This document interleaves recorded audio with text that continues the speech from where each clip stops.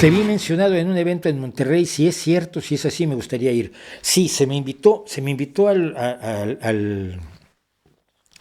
al evento Humanismo y, ay Dios, no, ¿cómo se llama? El Nimbus,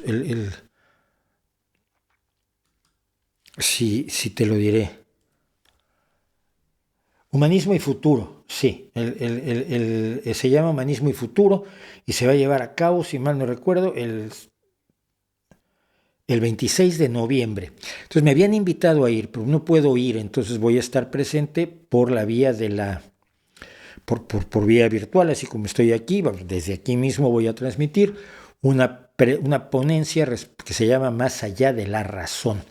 Es ahí donde voy a estar, y van a estar un montón de divulgadores más, además, mexicanos y españoles, y creo que hasta un argentino, no estoy seguro, no los conozco, pero eh,